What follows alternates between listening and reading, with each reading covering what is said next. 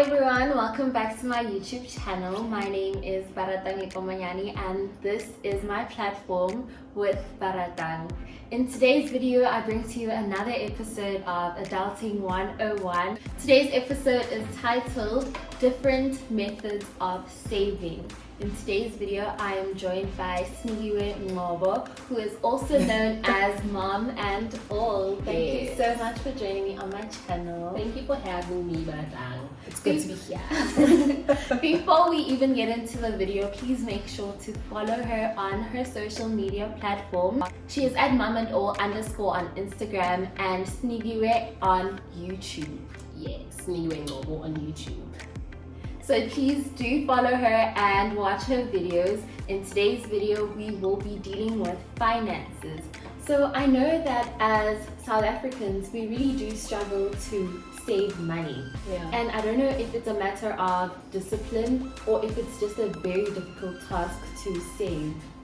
I think it's a combination of the two. So obviously saving is not easy because it means there's something that you have to forfeit or that you have to not do in order to do the saving. So it becomes challenging in that way. So it's like, it is a difficult thing to do, so it requires discipline. So that's why I'm saying it's like a mixture of the two. If you don't have the discipline, then it's gonna be even more difficult. But generally it's not something that's easy. So even someone who does save, you can't take it lightly and say it's an easy task anyway. So it does require a lot of discipline, and I just feel that you must just be aware of that, know it, and try to apply it. Be on some, I'm gonna be disciplined and I'm gonna start the savings journey. Discipline is very important. Yeah, and because that's what keeps you going from when you feel like it and when you don't. Because some days you might feel like, ooh, I want to go YOLO and chow everything. Yes. But discipline will keep you at, no, I say that save this amount every month, therefore you do it regardless of how you're feeling. We will be talking about 3 different methods of saving, and the first one would be saving with a bank in South Africa. So what bank accounts do South African banks offer for saving, taking into account also people who are more disciplined and people who need help from the bank in order to control that discipline? Yeah. So there's actually so many types. Let me talk about like 3 types today. I'll talk about 4.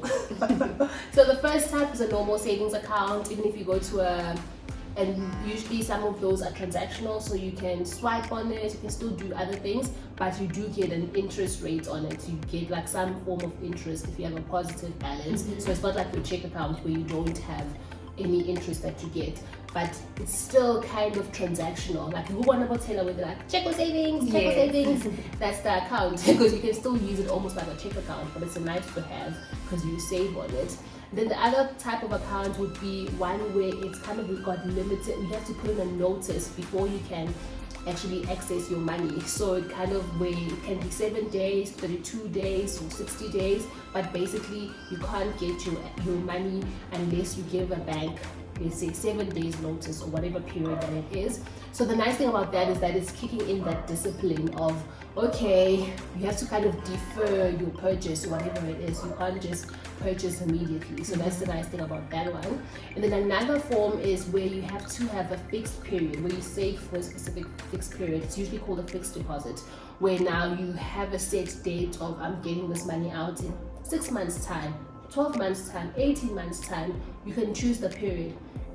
So what's nice about this one is that, you know, it's usually good when you're saving for something, like you're saving for a trip or you're saving for something specific that you know is going to happen in that time period. So that one is also nice. Usually you have a higher interest rate, because what happens is banks make money from taking money from savers and giving it to people who want loans or want debt.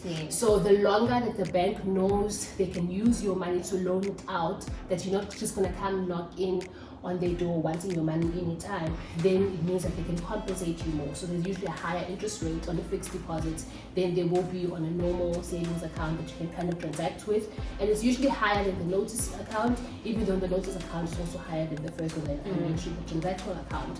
And then there's also a tax-free savings account, which is now tax-free. What happens with the tax-free savings account is that it's quite nice. It's almost like an investment account. It means that whatever growth, whatever interest that you make from your tax-free savings account, you don't have to pay any taxes on it, because usually interest, you are liable for interest for tax on your interest income to some limited extent, but I'm not going to make this a tax lesson.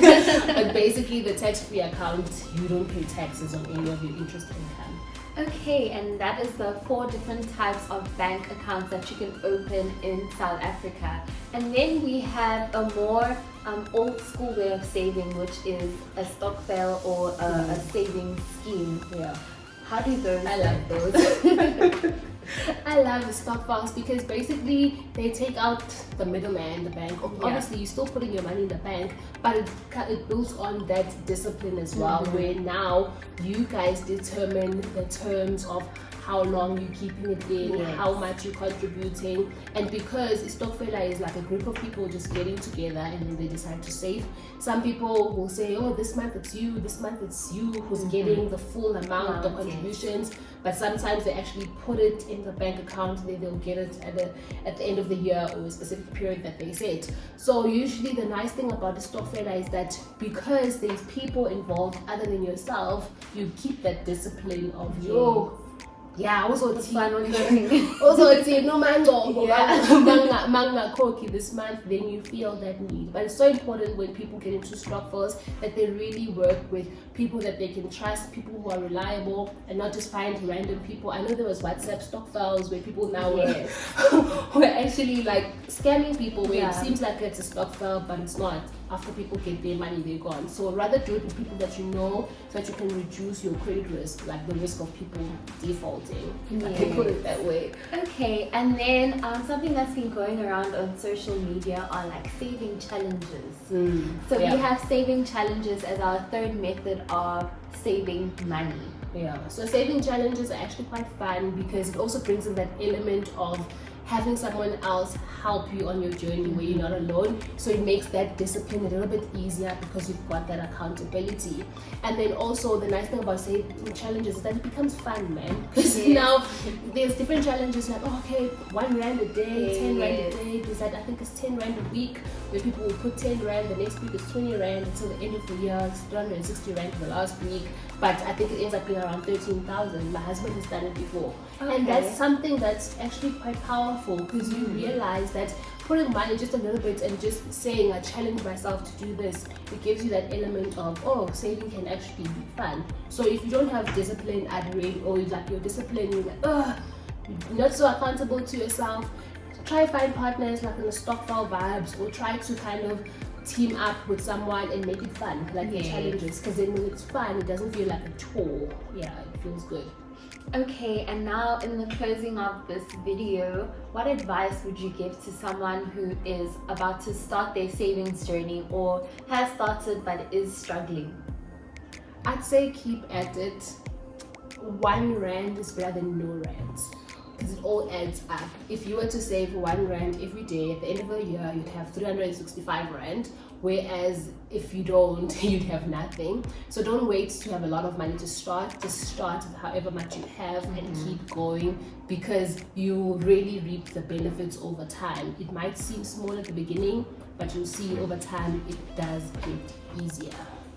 Thank you so much, Sinikiwe, for your advice. If anyone wants to contact you, where can they find you besides social media? Okay, so if anyone wants to contact me, you can email me on info@momandall.com, so I can provide like financial coaching services where you book a session with me and we discuss what's your issue, whether it's trying to save up more, get rid of debt, whatever it is that you're tackling, we can actually discuss it on our financial coaching sessions. So that's how people can get hold of me.